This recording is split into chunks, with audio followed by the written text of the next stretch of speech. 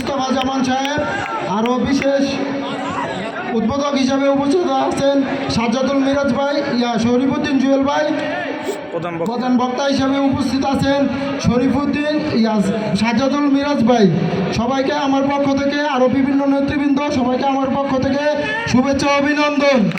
আমি বিগত 10 বছর ধরে তুরাগ থানা 53 নং ওয়ার্ডের যুবদল করে আসছি। আমরা দলের জন্য অনেক ত্যাগ স্বীকার করেছি। আমরা ঠিকমতো বাড়িতে থাকতে পারিনি। আমাদের অনেক জুলুম অত্যাচারের শিকার হয়েছে অধীনে। আমি একটাই কথা বলতে চাই, আমাদের যে যুবদল 53 নং ওয়ার্ডের কমিটি করা হবে, সেই কমিটিতে যেন যারা রাজপথের সৈনিক ত্যাগী নেতাদেরকে যেন মূল্যায়ন করা হয়, এবং যারা সর্বপ্রথম রাজনীতিতে জড়িত ছিল তাদেরকে মূল্যায়ন দেওয়া হয়। কোনো নতুন মুখ যেন মূল্যায়ন না দেওয়া হয়, এই আশা ব্যক্ত করিয়া আমি আমার বক্তব্য শেষ করলাম।